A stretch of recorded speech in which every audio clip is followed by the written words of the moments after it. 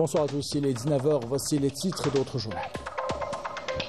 Le président de la République Abdelmajid Tebboune a adressé un message de condoléances au prince héritier de l'État, frère du Koweït, Cheikh Mashal Al-Ahmed Al-Jaber Al-Sabah, suite au décès de l'émir de l'État du Koweït, son Altesse Nawaf Al-Ahmed Al-Jaber Al-Sabah. Nous verrons un portrait du défunt dans ce journal.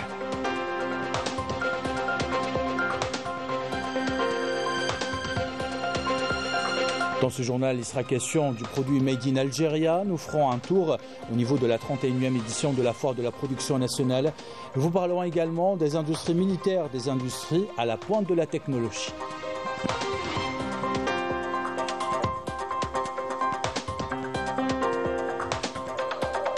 L'Algérie adhère officiellement à l'initiative de commerce guidé dans le cadre de la concrétisation de l'accord de la zone de libre-échange continentale africaine. Que représente cette adhésion pour notre pays et comment va-t-elle profiter aux industriels ?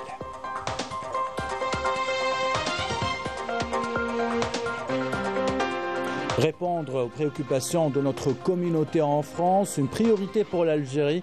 Nous verrons tout à l'heure les activités de notre ambassadeur dans la cité phocéenne et nous verrons comment nos ressortissants souhaitent contribuer à construire l'Algérie nouvelle.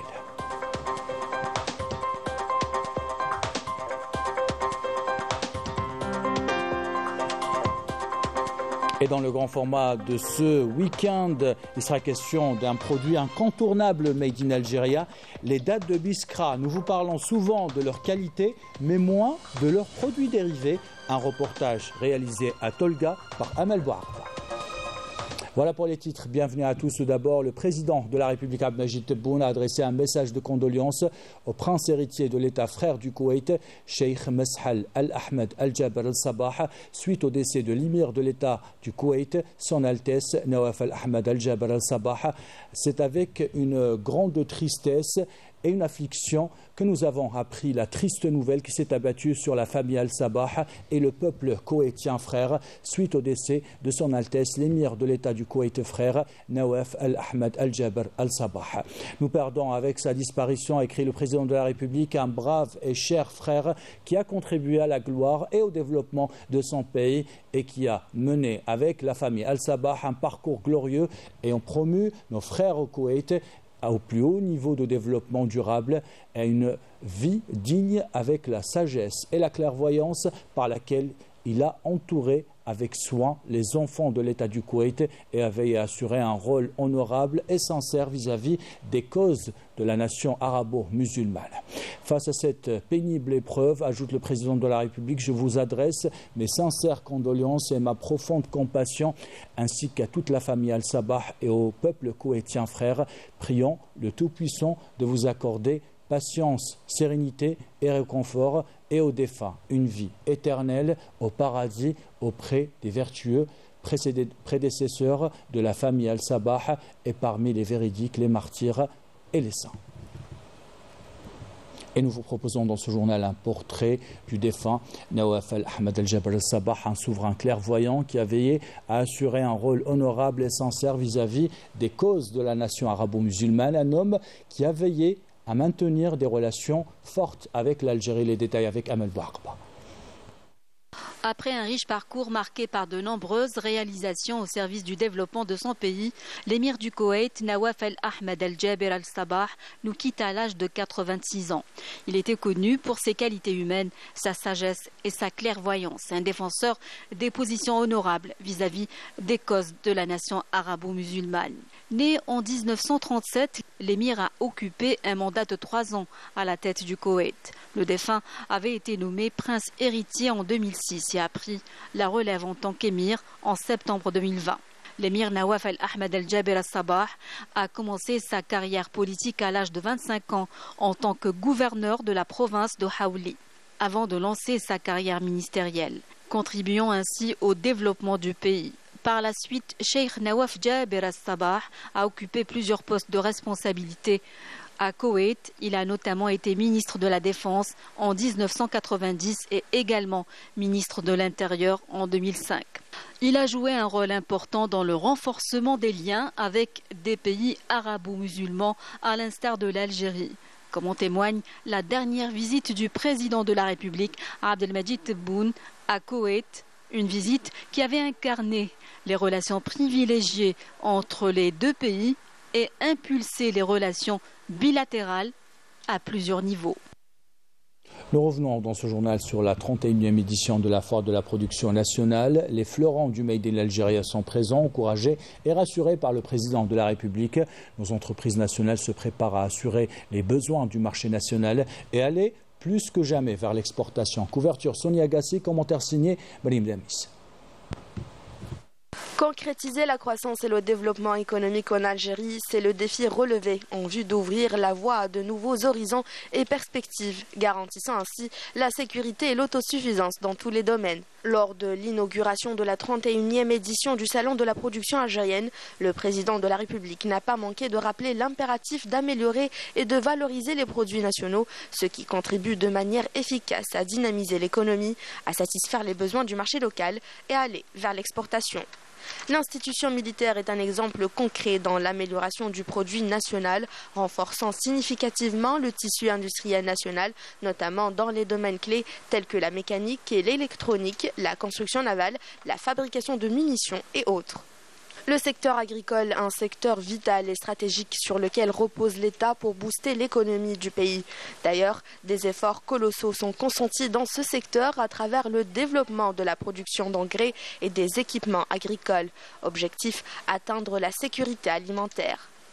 Dans le cadre de la diversification de la production nationale, l'Algérie tire profit des expériences étrangères et continue de conclure des partenariats avec plusieurs entreprises étrangères leaders, notamment dans le domaine des industries lourdes, une stratégie efficace qui a contribué à réaliser une avancée significative dans divers domaines, à l'exemple du complexe sidérurgique algéro-turc Tochiali. Le secteur de l'industrie textile et de la fabrication automobile n'est pas en reste. La société italienne Fiat vient d'exposer la première voiture fabriquée en Algérie. Une grande volonté politique qui se traduit par l'amélioration du climat des investissements et l'élargissement des domaines de production dans notre pays, ce qui se concrétise sur le terrain par une présence remarquable et diversifiée des produits nationaux devenus compétitifs grâce notamment aux facilitations accordées par l'État dans le cadre du soutien de la production nationale. La 31e foire de la production algérienne est l'occasion de mettre en avant les compétences algériennes, une façon de les encourager à améliorer la production nationale et couvrir le marché local avec des produits bien de chez nous, sans recourir à l'importation. Ce qui reflète la nouvelle approche économique axée sur l'autosuffisance et l'intégration des marchés mondiaux, un investissement prometteur pour l'avenir de notre pays. Et l'avenir de notre pays, justement, se construit plus que jamais sur la maîtrise de la technologie.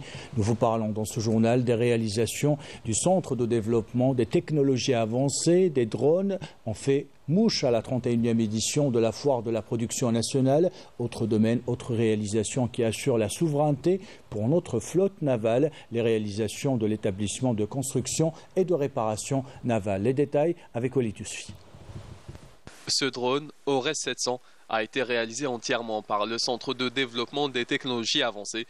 Sa fonction, la surveillance, la reconnaissance et le suivi des cibles en mouvement. Le Centre de développement des technologies avancées, relevant de la première région militaire, s'est spécialisé dans la fabrication de drones ainsi que le soutien technique des unités aériennes en matière de réparation et de fabrication des structures d'avions en tout genre.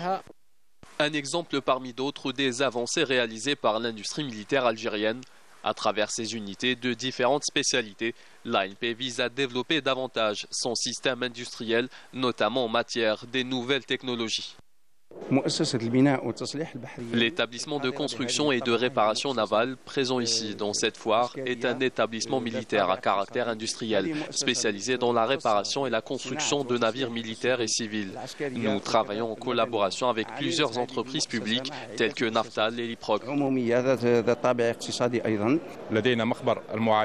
Nous disposons d'un laboratoire d'étalonnage et nous avons obtenu 4 homologations concernant les mesures de poids, la pression, le volume et le contrôle d'appareils électriques conformément aux normes internationales ISO 17025. Un bond considérable réalisé donc en termes d'industrie militaire, de quoi se mettre au diapason des dernières nouveautés réalisées à travers le monde, préserver la sécurité nationale et assurer la sécurité du pays. L'Algérie s'est développée énormément en termes de matériel militaire. Aujourd'hui, nous disposons d'un matériel de pointe. Nous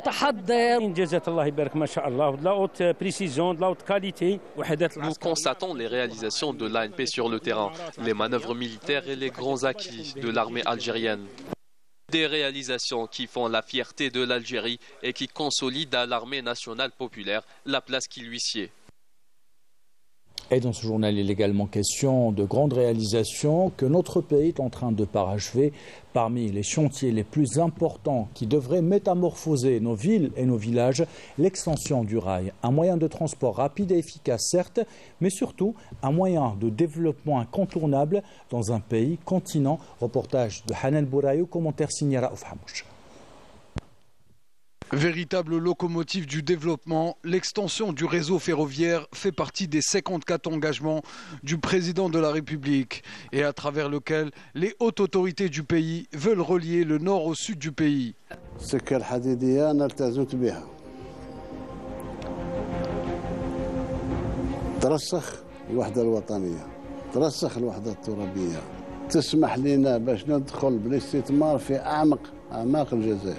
Depuis 2020, le programme de développement de l'infrastructure ferroviaire avait connu une forte impulsion grâce à la disponibilité des affectations financières nécessaires, permettant ainsi d'augmenter la longueur du réseau qui passera de 4 722 km à 6 500 km à la fin du programme en cours et à 15 000 km à l'horizon 2030. Le projet de réalisation de la ligne de chemin de fer Béchar-Tindouf-Garage-Bilet, dont le président Tebboune a posé la première pierre fin novembre, sera sans doute l'un des plus grands projets que l'Algérie réalisera dans ce domaine. Il ouvrira des perspectives de développement prometteuses à la faveur de la valorisation des richesses minières de la région. C'est un projet historique, grand acquis pour l'Algérie. 2023 a été aussi marqué par la mise en service de plus de 700 km de voies ferrées par l'Agence nationale d'études et de suivi de la réalisation des investissements. On retiendra également les desserts Tissemsid Bougazoul, Saïda Frenda et Bougazoul Djelfa Larwat. Cette ligne sera certainement d'un grand apport pour le développement local de la région. Ces projets d'envergure sont une source de fierté pour nous. L'Algérie bénéficie aussi d'un gigantesque réseau routier qui s'étend sur plus de 141 000 km, dont 9 000 km de voies express et d'autoroutes, comme celle de l'autoroute Est-Ouest. Aujourd'hui, les usagers peuvent circuler en toute sécurité à travers le pays. Autre moyen de transport très prisé dans le pays, le tramway et le métro. Ce dernier a d'ailleurs connu ces derniers mois plusieurs projets d'extension. Les travaux d'extension du métro d'Alger concernent la ligne reliant Al-Harrach à l'aéroport Ouari Boumediene et celle reliant la station de Ain Nadja à Berraqi. Avec 18 téléphériques au niveau national répartis à travers 8 wilayas, l'Algérie est leader dans le transport via le téléphérique. Locomotive de l'activité commerciale en Algérie, le transport maritime de marchandises a bénéficié ces dernières années d'une modernisation significative, un moyen sur lequel les opérateurs économiques misent pour exporter leurs produits.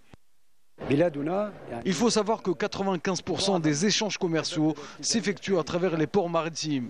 Pour améliorer le transport des voyageurs et des marchandises, la flotte de l'entreprise nationale de transport maritime s'est dotée de 13 bateaux.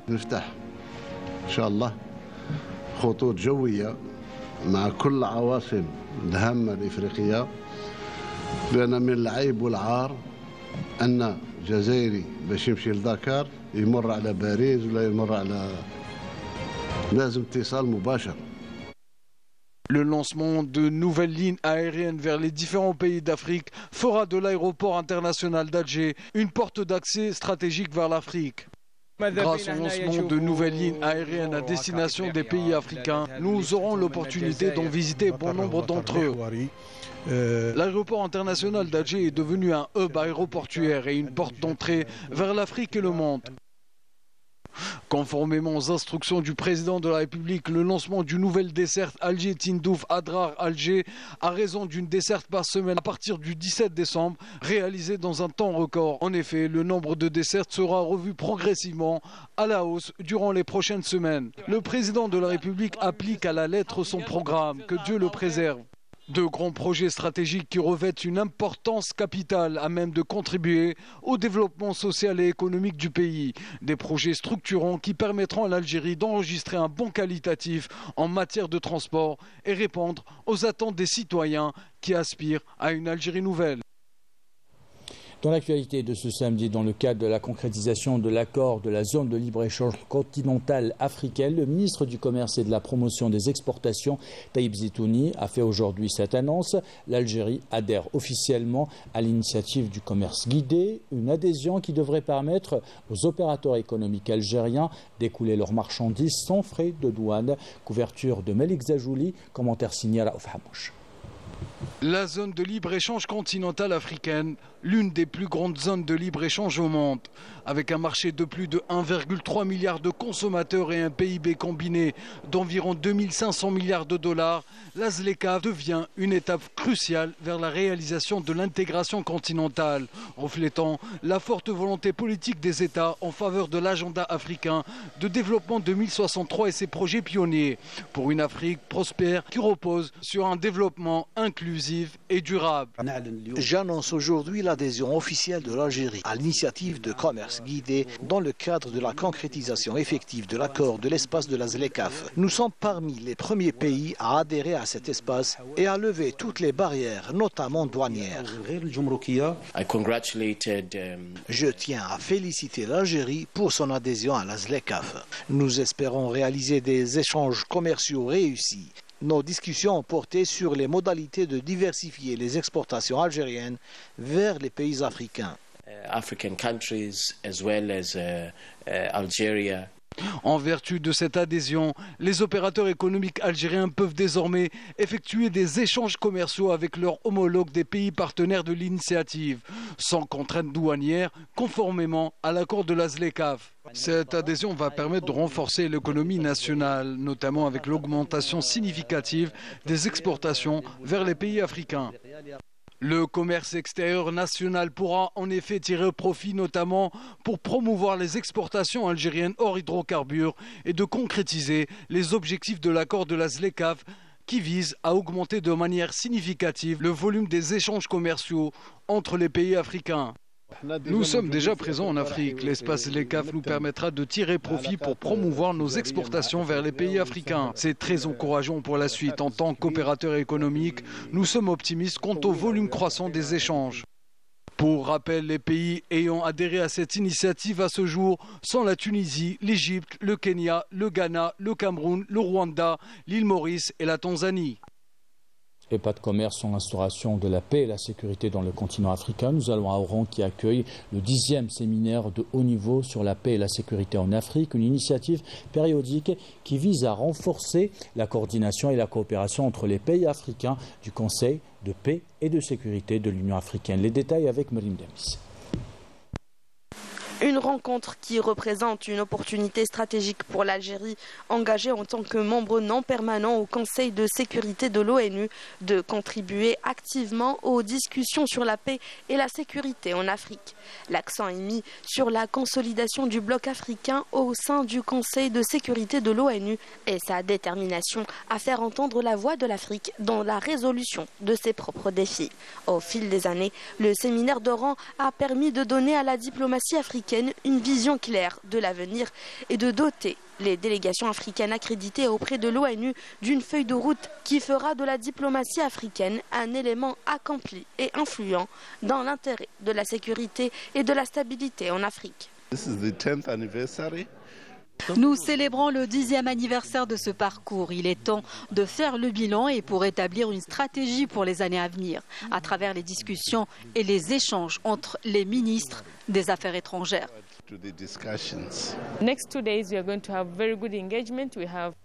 Les 2 prochains jours verront la présence de plusieurs chefs de diplomatie, des délégations onusiennes et des délégations de l'Union africaine.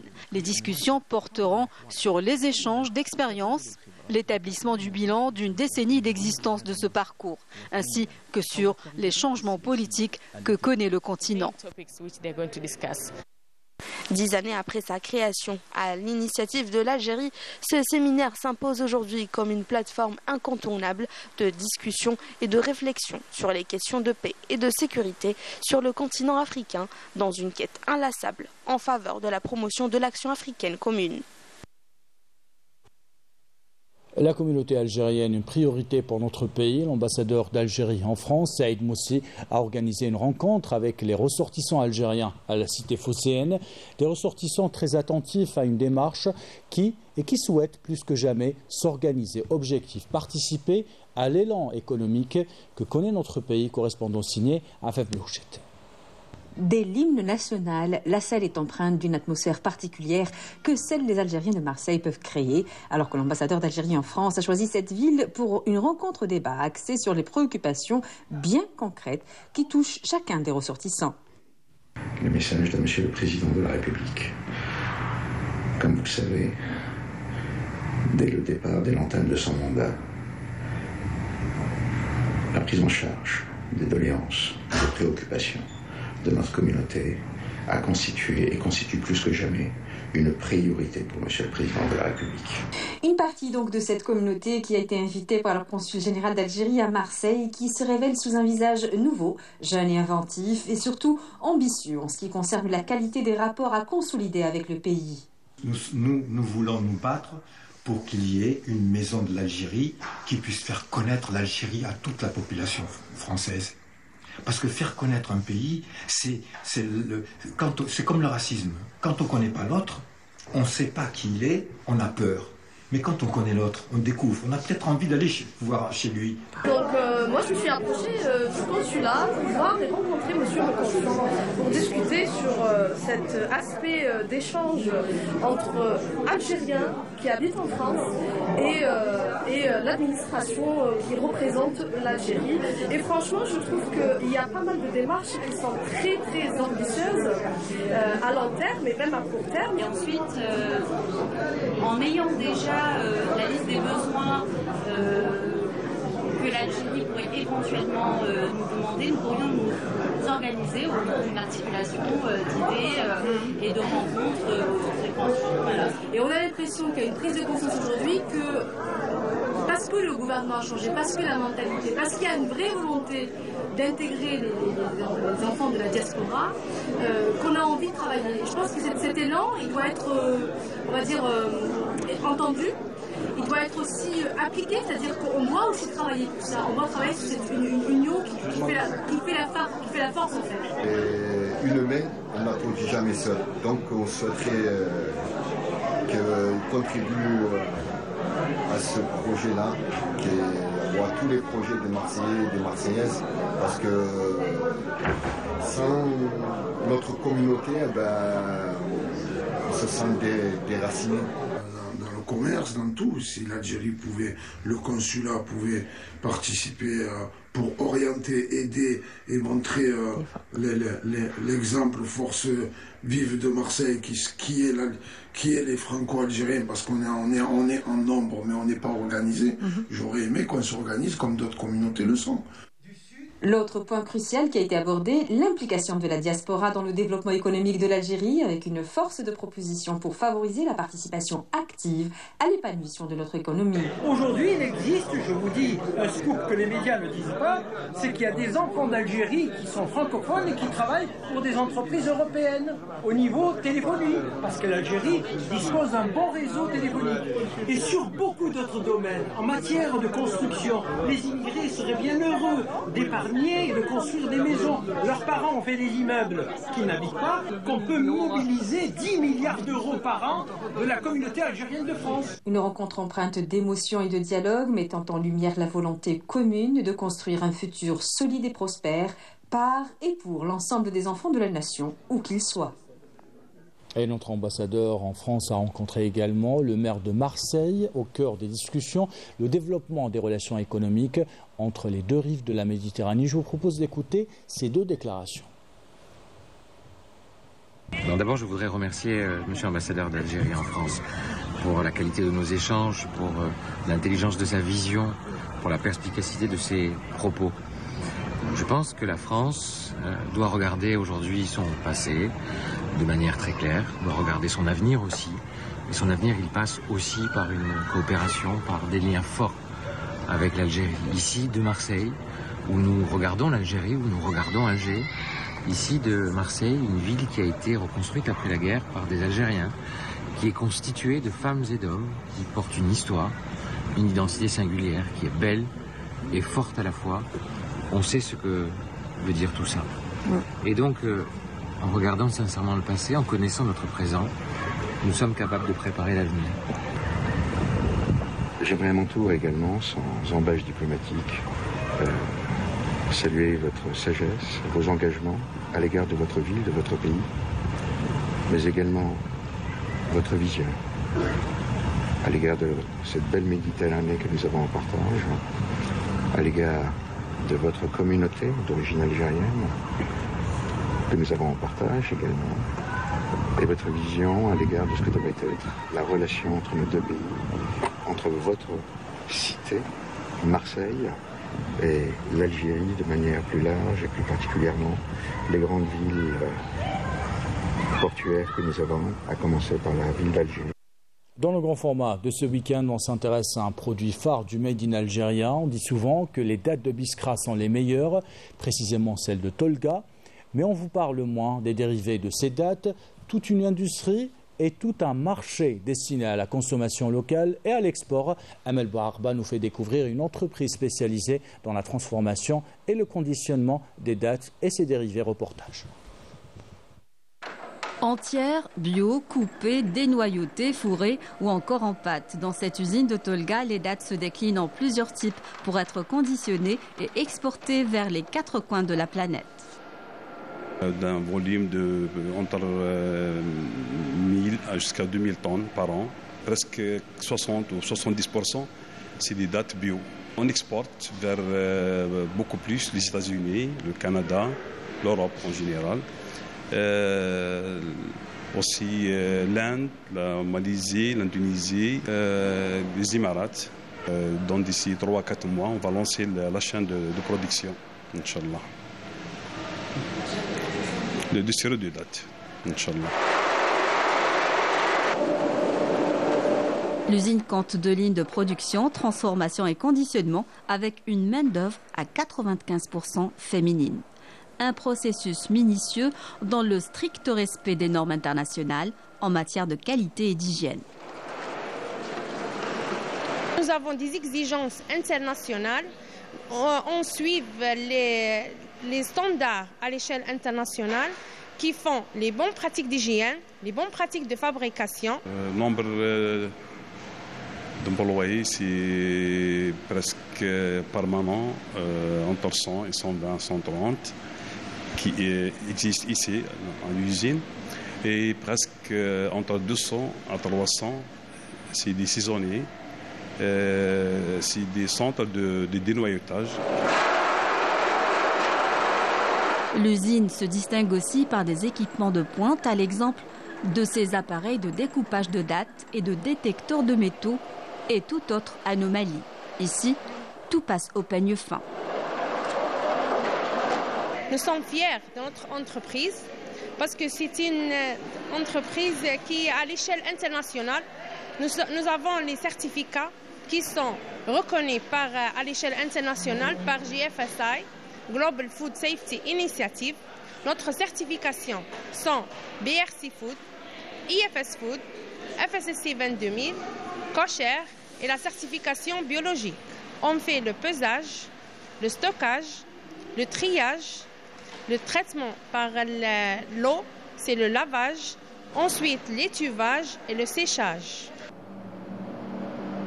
Au fil des ans, cette entreprise s'est forgée une solide réputation dans le monde entier, avec en ligne de mire la promotion de la célèbre Deglet Nour de Tolga, une date à la qualité exceptionnelle qui s'arrache sur les marchés internationaux. Tolga, qui est réputé pour les dates, pour sa célèbre date Deglet Nour de Tolga, qui a obtenu sa certification en identification géographique. Et là, on est dans une usine qui est certifiée avec des certificats aux normes internationales. C'est des exigences dans les marchés internationaux. C'est un passeport. C'est un passeport pour atteindre certains marchés qu'on ne pouvait pas atteindre à l'époque. Il y a une dynamique assez importante dans la plantation, l'exportation, la certification. Bon, c'est une dynamique qui résulte d'un encouragement de la part des autorités qui incitent les gens à exporter plus, à innover, à présenter le produit dans sa meilleure forme. Du moment que la date, c'est la vitrine des produits agricoles algériens à l'export. Forte d'une expérience édifiante de plus de 20 ans dans la transformation et le conditionnement de dattes, l'usine de Tolga compte ajouter à son tableau de chasse d'autres projets et d'autres destinations d'exportation en 2024. Terminons ce journal avec la situation catastrophique dans les territoires palestiniens occupés. Le ministère de la Santé palestinien a déclaré que le nombre des Palestiniens tombés en martyrs s'est élevé à plus de 19 088 à Gaza et en Cisjordanie occupée. Parmi ces morts, 70% sont des femmes et des enfants. Le nombre des blessés s'élève quant à lui à 51 000 Palestiniens. Ainsi va l'actualité, c'est la fin de ce journal. L'équipe de la rédaction qui l'a préparé, l'équipe technique qui l'a réalisé vous remercie de l'avoir suivi. Merci pour votre fidélité. Belle soirée.